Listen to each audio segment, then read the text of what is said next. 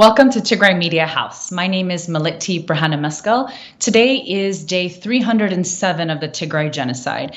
And just this week, we got more devastating news out of Tigray. One was a CNN report about the Tigrayan corpses that continue to flow down the Tekeze, crossing international borders and into Sudan. Bodies that have been bound and gagged and mutilated. We also heard from The Telegraph, a report on the situation in Western Tigray, particularly in Humera, where Tigrayans are being held in mass in warehouses, where they're being abused, executed, and buried in shallow graves around the warehouses. Today, we're going to talk about a less visible but equally disturbing crime. This one being perpetrated by the Ethiopian government around food and weaponizing food. The Ethiopian government is essentially implementing a state policy of starvation on the people of Tigray. On June 21st, the Prime Minister Abiy Ahmed was cornered by a BBC reporter and asked about the situation in Tigray, where he said there is no hunger in Tigray. On August 20th, USAID very bluntly accused the Ethiopian government of blocking aid and obstructing access to Tigray. Samantha Powers, who also went to Addis Ababa but was denied a meeting with the prime minister, also said the warehouses are virtually empty. She did not mince words. She said the Ethiopian government is obstructing humanitarian aid, personnel, including land envoys and air access. The World Food Program estimates that 100 trucks are needed daily in Tigray, but only 320 total have gotten in since June. This is a crisis of epic proportions. It cannot be overstated. OSHA gave a more conservative number of 400,000 people in Tigray being in famine conditions, 1.8 million people being in an emergency condition, and the entire population being at risk of starvation. Of course, that's compounded by the 2 million people who are internally displaced in Tigray. The government wants us to focus on a recent conversation with the Ethiopian country director, Sean Jones. In that interview, the country director said that TPLF raided a warehouse, stole food, I would imagine. What he doesn't want us to focus on, and what was said very explicitly in that same interview, is that 900,000 Ethiopians won't make it to the new year, that being September 11th in Ethiopia, will not make it if the siege on Tigray is not lifted. Today's guest is Jan Nissen. He's a professor of geography with more than 30 years of experience in Tigray. His team has done amazing work in compiling data on the ground. This against all odds, of course, because there is still a complete communication blackout in Tigray. Their research focuses on the hunger, on the farming conditions, and also documenting deaths in Tigray. By their estimates, up to 180 people are dying daily of famine and starvation in Tigray. 180 people daily. That's on par with the coronavirus deaths in the United States average last week. 180 daily. Jan, thank you for being with us today. Yeah. Let's start. Thank you. Let's start with just set the scene for us in Tigray, a little bit about the geography. I know that half of Tigray is cropland. You know, more than 80% of the people are subsistence farmers. Can you talk a little bit about, the geography, what some of the major crops are, and also about the people and how they rely on their farming?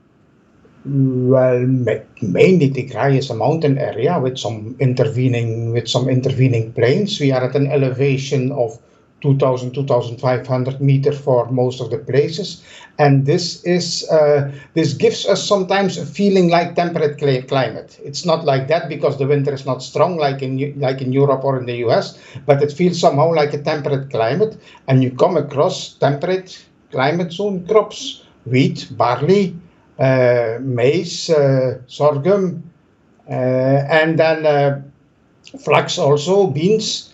And people have been cultivating that for a long time as subsistence croppers. That means basically to feed themselves and their relatives and to sell the surplus. So farmers have been working on plots of 1 hectare plus or more or less, and they use the 2-3 months of rain, the 3 months rather of rain that come every year, and they have to use that rainfall in order to produce a crop that they are going to harvest in November, December. So the crops are now ripening, and by November, December it would be harvested. Now there has been an evolution over time. There has been agricultural intensification. There has been modernization. Some marketing has started also. For example, farmers may grow teff, which is a high-value crop, sell it in the market, and with that money they buy wheat, and then that's a way of getting more, to have more food. The land has become very small, 1 hectare, which means also that there is one successor to a farm. Previously, the farmland was always shared, and it became smaller. But now, generally it is a son takes over the farm, but the other children have to find a work in town or in business or in a factory or so on. But the people are still very much relying on this food, and you can see that, for instance, in the beginning of the war, when the Abiy blocked Tigray, the people there was also a risk of war. The people from Mekelle, they fled to the rural areas, and then they were living with their relatives. Almost everybody has relatives in some village, and they left with their relatives in the village, sharing their food. When then later on a lot of IDPs came, the people came from the village to Mekelle, sharing the food of the urban people, but at a certain moment it has been finished. Yeah, and then that humanitarian aid is very necessary. We are now at a moment that is very crucial. That is something that is called the hunger gap. That's unknown in Europe or in the US. But the hunger gap means the previous harvest has been eaten and the new harvest has not yet been harvested, and you have a difficult period in between. That's called the lean period or the hunger gap. So we are now in that period. We are now waiting to harvest. The people are waiting to something to grow on their land, and by November they can harvest and they can eat it. The hunger gap. So that is when the previous harvest has been depleted, and you count on the new harvest in order to eat. Yes, and if you are rich enough and you have still some money, then or you have some assets that you can even exchange or something, you can buy. But if you are poor, you cannot buy in that. Huh? And anyway, any marketing is very difficult at this time in Tigray because there is no money. Simply, there is no, even if you have plenty of cash in the bank, you cannot get it. Yeah, so there is no money. So people can only survive by the little that I'm hearing. You have some plates in your house. You exchange 5 plates for a kilo of wheat. Yeah, something like that. Huh? That's right. And that's all compounded by the locust issue, right? So let me back up a little bit. There's a narrative that this war started because of a base attack, but we all know that funding was halted by the federal government to the state of Tigray because of the election. So somewhere around September. And so talk about the impact on the farmers, especially as it relates to the desert locust, because this was the worst infestation in 70 years, if I'm not mistaken. Yeah. The farmers lacked the proper tools, to combat this. I actually remember stories coming out about how the farmers were dealing with this, and they were taking shifts to stay up overnight in order to fight the locusts. So talk about the impact of not having the funding for their farms, especially related to the locusts. Yeah. Now, I must say that due to COVID, normally I'm going 3 times per year to Tigray. So I'm living, and most of the time I'm spending the time in a small town that is called Hager Selam, some 50 kilometers to the west of Mekelle. And I did my MSc there. I did my PhD there. I cannot say that I know every farmer, but I know many of them. So I'm following with them what they are doing. But now for the locust, this was new to me. In all the years that we did research, I have not seen it. So I could only follow it from what is in the media. Now the challenge of the locusts, it was a bit funny also, because I was communicating with people. And when Ethiopian government started making trouble and cutting the funds and so on, they were telling me, but we are not afraid of Abiy, we are afraid of the locusts. It turned out another way around because Abiy did really a lot of bad things which came unexpected. But for the people, that is the people of the last 30 years, they had never seen a war. But they were very afraid of these locusts.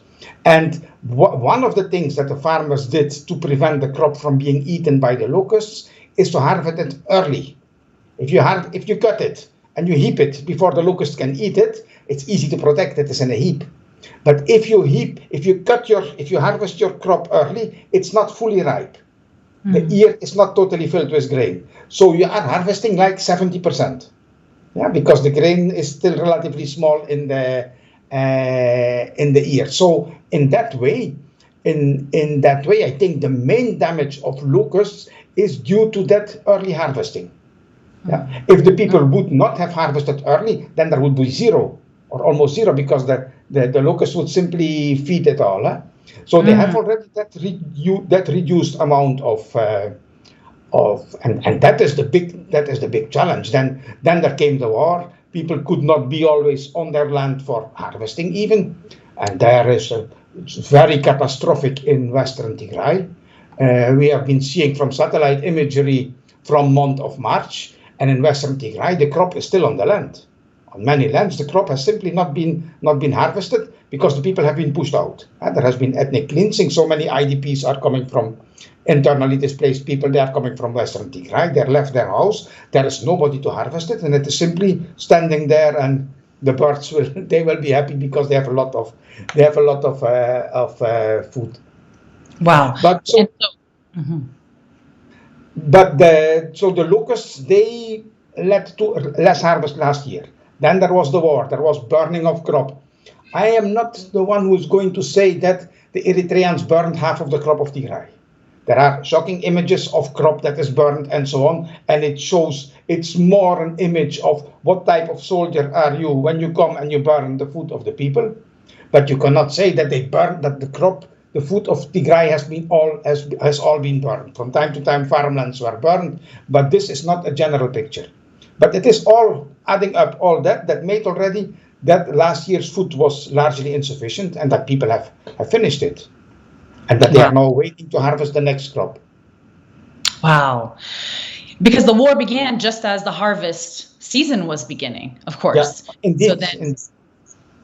Yes. And they couldn't be on their field also, or they were afraid. And then the time of plowing came again. They were very afraid to plow.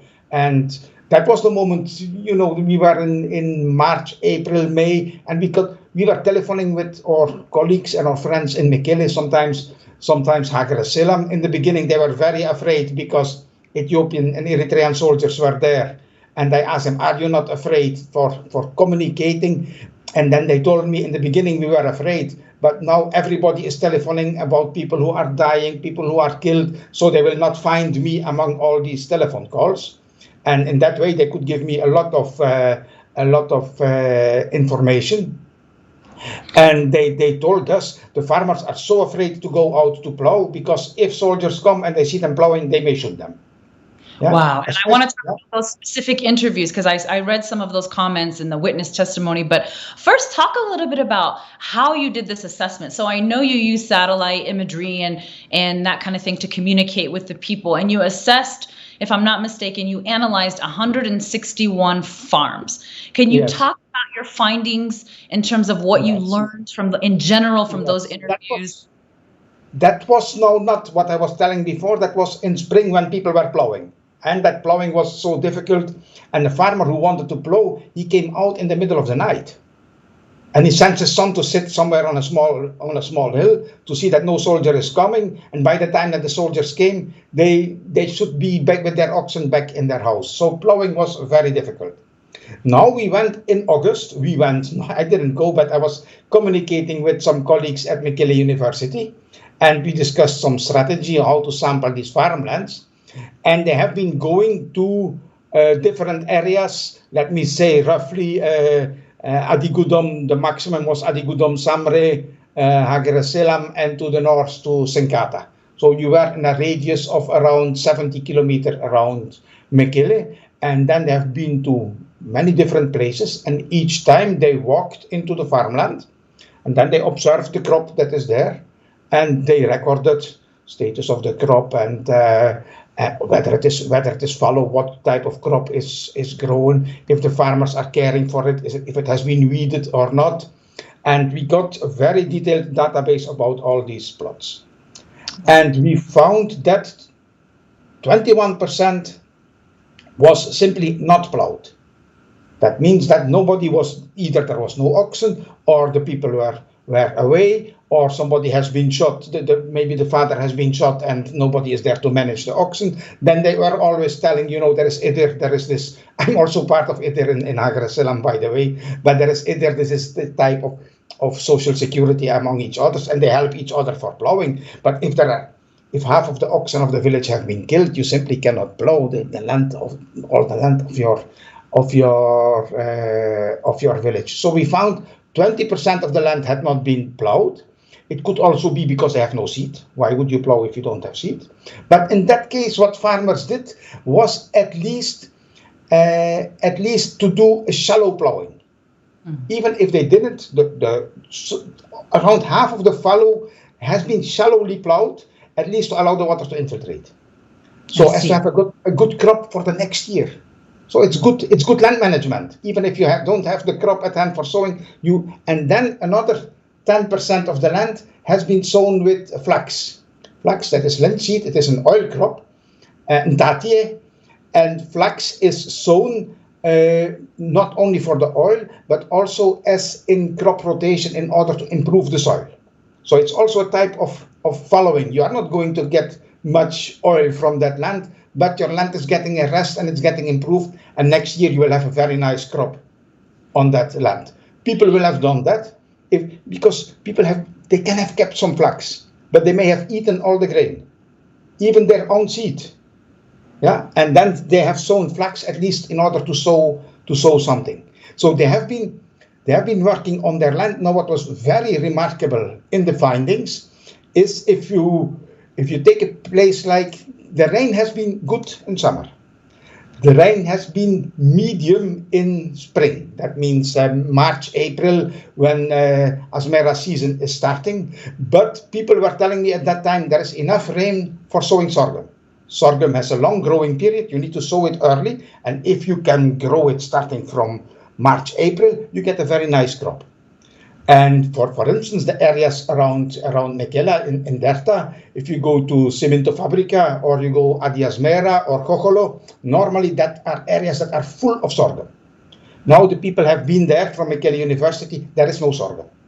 There is hardly any sorghum that has been grown. Not because of the lack of rain, but because they were afraid to come out and to plow. Yeah, and they had to wait until the Ethiopian army and Eritrean army had been pushed out. And then they have been working very rapidly on their land to try and sow something. But for sorghum, it was too late. If they had sown sorghum in beginning of July, it cannot mature. Wow. Also, all the other crops, they have focused on land races that are traditional race varieties that have a short growing period, because they were late with sowing. For example, for wheat, there is a variety that's called Sasa, and that is a variety that grows in two months. So that has been sown. A lot.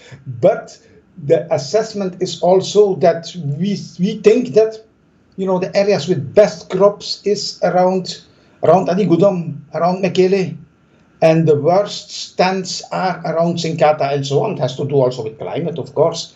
We think that 20 up to 50% of the land looks normal.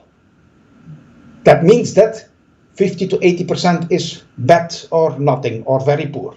Yeah, but 20 to 50% looks normal. That is the finding that we are having. So the people have done, in a very short time, they have done their best to work on their land to grow a crop, because they know that they will have to live with that. And then there was another surprising thing, is that in normal years, everybody tries to grow some maize. Because if you grow maize, you don't bezoek ugly. It means a crop that you simply pick and you eat. You don't even have to wait for maize. You don't have to wait until it is ripe. Even before it is ripe, you can eat. It's very juicy, and you can simply eat it. So that's a hunger crop. Yeah, and normally people are always growing that as a safety net for themselves to have that reserve. But even this year, there is very little maize, and that is also because maize needs to be sown early in the year, when they were afraid to come out. Yeah. So anyway, that's a bit the situation that we are. That's a bit the situation that we are. The resiliency amazes me that Tigrayans were able to sort of restructure and grow crops that need less work or that grow faster, and to do that, to figure that out in such a short amount of time, and continue to manage the land with the hopes that they can, keep the land intact for the next. That's really incredible, actually. They didn't figure that out. They know that. They are doing agriculture since 100 generations. Huh? That's right. Yeah? Giving a lot. So there is a lot of indigenous. There is a lot of indigenous knowledge. There was also a complaint coming from the farmers that the people who should be there to advise them, the people from Ministry of Bureau of Agriculture, they went to their families in the towns and they were not with them. So they really it shows a very strong degree of self-organization to do all that with very little assistance from outside. So we are also claiming that it gives good hope. On one side, it gives good hope because there is resilience. They are not just sitting and waiting until the aid comes. They have self-organized themselves to do all that work. But on the other hand, Tigray is always on the brink of hunger. It's always very sharp. There is not much overproduction in Tigray, and now we are anticipating 25 or 50% of crop production from a normal year. So that's going to be catastrophic. Yeah. I want to talk about how this is a targeted destruction of the Tigrayan economy, and it's a very deliberate attempt at starvation. So those interviews, I just want to read some of the responses from the interviews because they were so powerful. One of them was a farmer, and he said that an Eritrean soldier wouldn't let him plow, and he said, "We are here fighting to die, and you want to plow." And he wouldn't let him plow. There was another witness who said all of the young men left because they were targets. And that reminds me of people I interviewed in Sudan, refugees who I interviewed, who said, particularly from my cadre, there was a man named Hadush, and he said two of his people from his field were killed. Two young boys, they were essentially his sons, were killed by Eritrean soldiers. And that came up in your witness interviews as well, that the young people had to flee. And then the other thing was elders, women, and children would work the farms in the day, and the men and the boys would have to work the farms at night. I just thought that was, again, that ability to figure out your survival in that way is really incredible. Were you surprised by any of the interviews, and what stuck with you the most? Well, I think the willingness from preventing this economic, the normal economic life. They were claiming they came to fight an enemy, TPLF. Or junta or something. Yeah, but what they did when we wrote a first article on 12th November, 1 week after the war started, we wrote a first article, this is going to lead to famine. But we were talking about war, we were talking about locusts, we were talking about COVID. We didn't talk about willing destruction of the economy. We didn't talk about shooting farmers when they are plowing. So that has been added up on all the rest, and that is of course what shocks most. That we saw it for the agriculture, we saw it also for the factories that were exploded and that were set to fire. Yeah, and all the administrations that were burned, all the hospitals that were burned, all the lorries that were, not all, but a lot of lorries that were stolen. Yeah, so there was this there was, and Abiy Ahmed was proud of it in the parliament. We brought them down to my hometown, and we brought them down to the level of a small village. So how can you be in parliament, boosting to your parliament? Yeah, we bring them down to Stone Age almost. Yeah, and all these parliamentarians, they are clapping. I don't understand what is. Whatever is, how can be the level of evilness? There's one thing to destroy an economy, and then it's another thing to go into parliament and brag about destroying an economy. We had to write also. Cannot say he was bragging about rape, but it was almost that. Huh? He was. So apparently, I don't understand the personality of that person. But anyway, I want to read one more. Yeah, I want to read one more interview, because there were two other comments. There was one about a witness said, "In a village I know well, almost all the young men joined TDF after witnessing the indiscriminate killing of 13 people." I felt that to my core. And another one was this was an Adidaro. And the witness said, residents were denied food aid after the town's inhabitants refused to appoint PP officials as administrators. The residents demanded the evacuation of Eritrean soldiers instead. Yeah. I thought, wow, just wow. Yeah, they have been brave, huh? They have been very brave. Brave. They have brave to. That is clear. But I think personally, but I'm not a political analyst, but I think that, in the beginning of the war, it was almost looking like Eritrean and Ethiopian forces, they were winning the war. But then they did all these war crimes, but because we can only call it war crimes. And then the youth said, enough is enough. I'm going to the soldiers. I'm becoming a fighter, because if I'm not going to become a fighter, they will kill me anyway. Yeah. So that is a bit what has happened. The village where it happened with the 13 people that have been killed, you can talk to Emnet about that, because he knows that it's Grizana, which is near Finarwa. And we can say it now because they are out and they cannot go back for taking revenge. Because we know all the localities where these things have happened. But you can talk with Emnet about that. He knows people from that place. Yes, we're going to bring him on a Tigrayans episode so we can get some detailed information. One thing, and you bring this up, that now we can speak a little bit more openly than we could in the past, because Tigray, much of it is now back in the control of Tigrayans. And your research also noticed that change since TDF took back much of Tigray, and in June. And we all vividly remember that the people came out into the streets and they were dancing and cheering, and it wasn't bravado. I think to some people they thought that was like some bravado of Tigrayans saying, "Look, we're so much stronger than you," but it wasn't. I saw that as, now we have a chance at survival, and I think that shows up in your research. Can you talk a little bit about how the harvests and the race against time changed once the Ethiopians and Eritreans were out? And you talked about it a little bit earlier, but just talk about what people did when they finally were free on their lands. Yeah, they were. It was coming. It was coming, and they were really pushed back already to the towns, and it was very nice. They were out of Hagar Selam, but they didn't switch off the telephone from Hagar Selam. Yeah, so I could still telephone to my friends in Hagar Selam, and they were telling me where is the front line, somewhere around Giba River and so on. And they were telling me, now we are free, and we are getting prepared. And one of the things for getting prepared was to get organized. And one of the first things to get organized is, what are we going to sow? What is reasonable?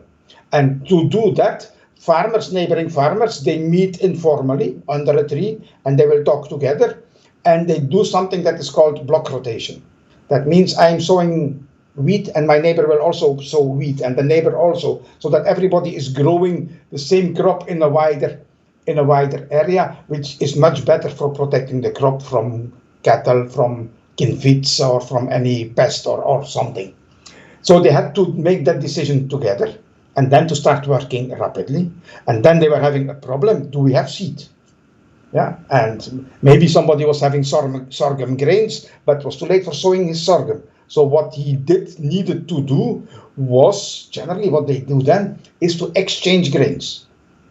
Yeah? You may need my teff and I will need your wheat. And where does that exchange of grains take place? That's in the market. And in the conditions that we were then, that was largely by bartering. Yeah, there were trade rates, and maybe it's not 1 kilo for 1 kilo. It depends on the value of the crop. But I give you 1 kilo of teff, and you give me 1.5 kilos of wheat or something. And every market became super active. The markets in end of June, they are always active because of that. Because people make decisions what they are going to sow. But now the markets were really full of people. They didn't buy a lot, but mainly for getting the grain. And by the way, it is one of these markets that was then bombed. Yeah, when there was bombing on Togoga.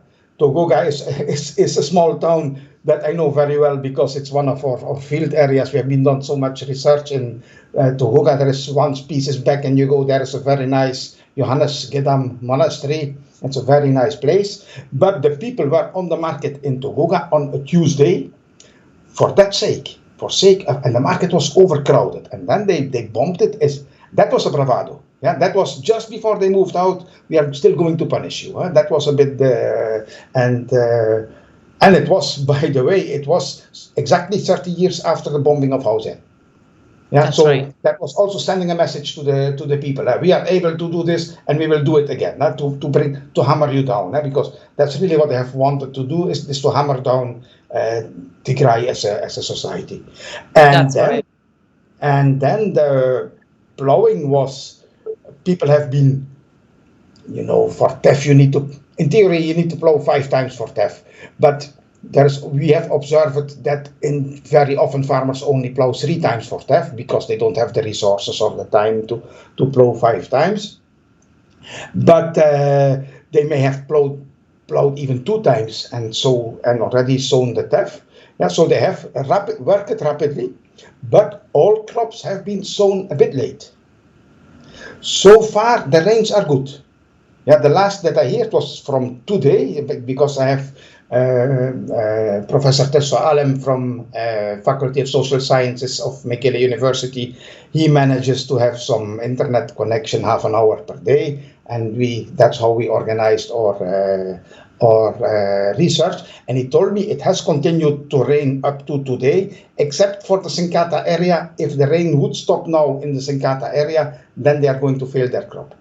And even all the places that I'm saying with relatively, at least 20 to 50% normal crop, they still need to get rain. At least one good rainfall event in order, because they have been planted late, so they are going to harvest late, so they need a late rain and we cannot do anything for that. Just observe the satellite imagery, what they are telling us. So far, what we are seeing on the satellite imagery, because we have now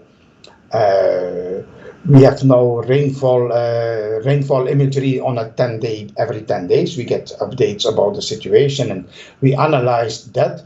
And northwestern Tigray has been a bit drier than normal conditions in this summer, but the whole southern, eastern, central Tigray and western Tigray also have been wetter than normal years. So that looks, from point of view of rain, it looks a bit good. And I would say we are going to see the worst hunger probably in northwestern Tigray, because of the rain condition, and that's an area that has been much stronger, how shall I say, terrorized by the Eritreans than other parts of Tigray. Yeah? So that makes it a very sensitive place for the catastrophe that is going to come. Huh? The worst hunger in northwestern Tigray. I am afraid that it will be like that. People are eating leaves. Huh? You shouldn't imagine that they pick just any leaf from Calamitos eucalyptus tree and they eat it. No, they know it. They know very well what they can eat. And if you take some wild plants, before, when we went to the field and we met the shepherd boys for enjoying, they made a small fire and they cut some branch of this and some root of that and they roasted it in the fire. Very tasty. Yeah, Wow. that's the type. So the shepherds, they know all, and the people know these. So they take very selected wild plants. But of Right. course, they are putting a very big pressure on the biodiversity, because these are wild plants that are not sown and that are simply eliminated. And they, yeah. So Right. people are eating. These are plants that fill your stomach, but we are not going to survive on that. What can be done now? In one of the articles you published, you said Tigray is heading to disaster levels on par with the 84 to 85 famine, where more than 1 million people died. What can be done now? And what do you think the November harvest will look like at this point? They need these 100 lorries of aid per day. Yeah, and 100 lorries, that is 4,000 metric tons. That is to give 100 gram of grain per person in Tigray. Yeah, that's simply 100 gram. So it's really, imagine that is 3 slices of bread. Yeah, that is 100 lorries per day. They are getting something 10% of 10% of that. I think that Right. the international community seems afraid to really pressurize. I hear Yeah. some good news that finally they are passing through Afar yesterday or today. I don't know if it has reached Mekele, but that needs to come every day, 100 lorries. We have Right. the last resort, that is airdropping, but airdropping logistically is expensive. And second, then your food is scattered over the landscape. You need to collect it. You need to bring it together. This is much less efficient.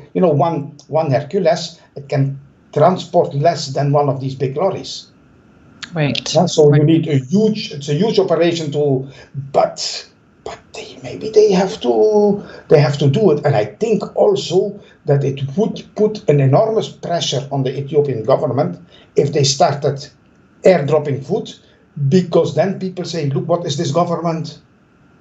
Yeah, what is this government if we need to do again airdropping to Tigray?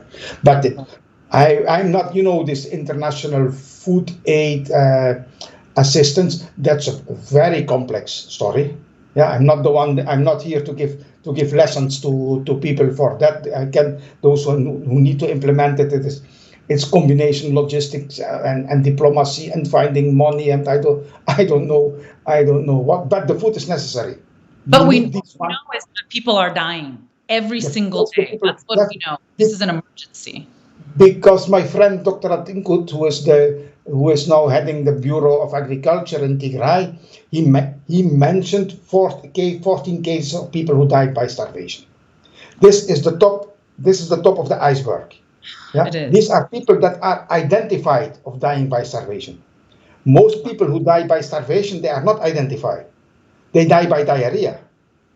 But if they would have been healthy and having enough food, they would maybe even not have gotten the diarrhea. Yeah. Right. Or the old person passes away. Yeah, he was 62, he was old enough. No, he was not old enough. He was 62 and he was hungry.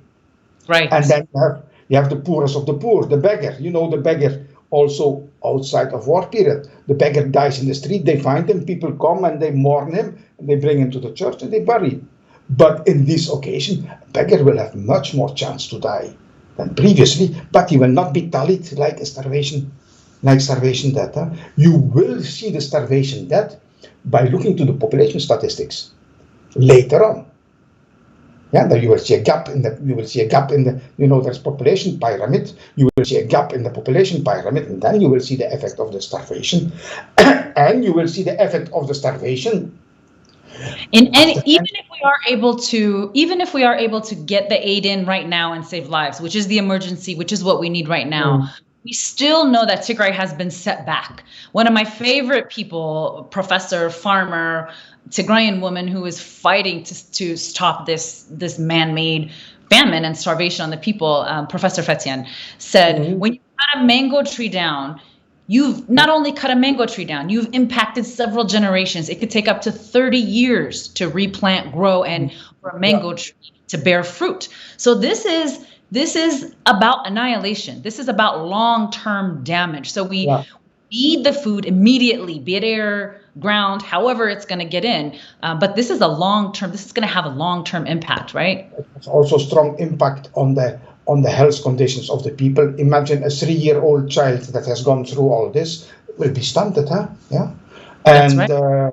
but on the other hand, the fact how they could kickstart again to still try to plant at least something, and if you can't plant, at least sow flax or make some grow your land a little bit to help infiltration. So the focus that they did and all self-organized, yeah. So that gives hope, yeah. And there has been that interview of Dr. Mulugeta, which was done by Alex de Waal, who said that the farmers were on their own. The officials they had fled. They left them. They elected their own village council without the previous cadres that used to be sent from the towns and so on. The development agents are not there, and the society organizes itself, and that somehow it will strengthen them even in the future, because they have gone all together in a village. They have gone through a very difficult period, and they survived it. Yeah, and I think that makes them stronger for the future. But the effect will be there for a very long time. That's obvious. Professor Jan, thank you so much for your time today. You have certainly highlighted the emergency that is the starvation policy being conducted by the Ethiopian government on the people of Tigray right now. Up to 180 people are estimated to be dying daily. This is an emergency. I want to give you a chance to give your final thoughts and anything else that you would like to say before we close out. Is there anything that you would like to add?